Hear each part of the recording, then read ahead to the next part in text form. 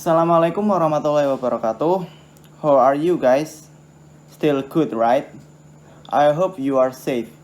Don't forget to stay healthy wherever you are. Keep wearing masks, okay? I will to introduce myself. My name is Mahmud Holil. I'm from University of Pekalongan, Faculty of English Department. Today, I'll give the material about an analytical exposition. Oke, kita langsung pada pembahasannya saja. Analytical exposition text. Jadi, text analytical exposition itu adalah is a text that evaluates a topic critically but focuses only on one side of an argument.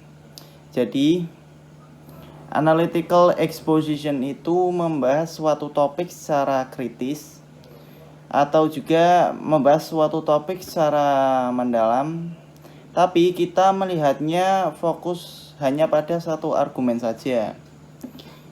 Jadi, ini jangan sampai keliru seperti discussion text ya, yang dalam satu teks itu ada dua sudut pandang. Namun kalau analytical exposition itu cuma ada satu. Lalu selanjutnya, the argument and point of view have to be supported by facts and relevant information. Jadi fokus pentingnya itu dari analytical exposition ini dari argumennya. Nah, si argumen-argumen ini harus didukung oleh fakta-fakta dan juga informasi yang relevan. Kita harus memiliki data pendukung yang make sense supaya orang-orang itu terpersuade. Kita bisa mengajak atau agar orang itu terpengaruh oleh argumen yang kita sampaikan. The thesis statement has to be reiterated in the conclusion. Ini nih yang perlu kita buat di akhiran. Kita itu harus menyatakan kembali argumen atau isu yang kita jelaskan di awal. Jadi thesis statement ini adalah topik awalnya atau isunya yang dibahas. Nanti kita akan membahasnya lebih dalam. Lalu kita ke purpose.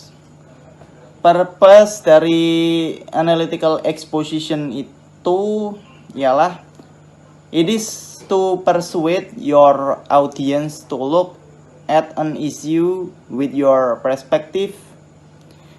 Jadi untuk mengajak orang-orang untuk melihat isu dari sudut pandang kita. Lalu kita langsung ke di mana sih biasanya kita menemukan teks analytical exposition ini? Where do we usually find the analytical exposition text? Jadi kita biasanya akan menemukan teks ini di letter, lalu ada juga mungkin speech, mungkin juga di political leaflets, essays, and newspaper articles. Oke, kita lanjut ke karakteristik of analytical exposition text. Yang pertama, clearly state the point of view. Jadi point of view harus jelas sudut pandangnya apa. Nanti akan ada contohnya. Lalu, use valid research findings to support your point of view. Lalu selanjutnya, support the viewpoint with factual data like graphs, peak, or charts, and etc. Lalu kita masuk ke generic structure of analytical exposition. Yang pertama adalah title atau judul. Di sini kita harus bisa menggambarkan topik yang akan kita bahas. Lalu yang kedua adalah introduction. Di sini membahas tentang thesis statement of your text.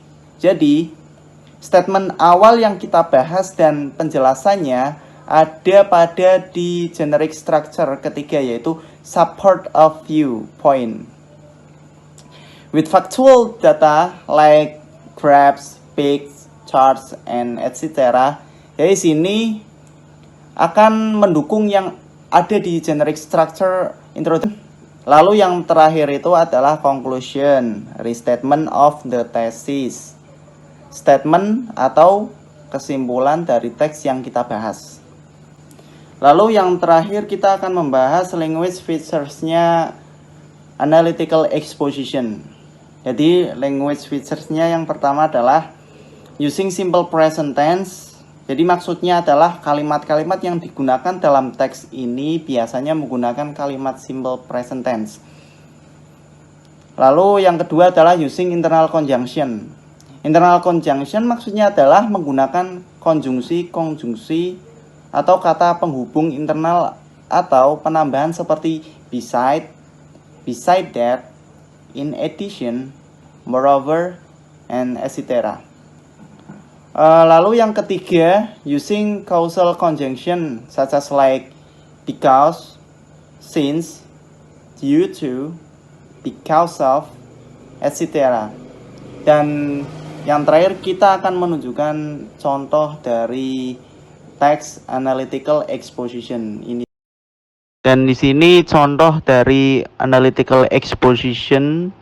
Jadi kalian bisa menganalisis sendiri elemen-elemen yang ada di teks tersebut, mana yang tentang elemen generic structure dan language features, seperti bagian-bagian yang ada di teks ini. So I hope you can enjoy my video and see you next time.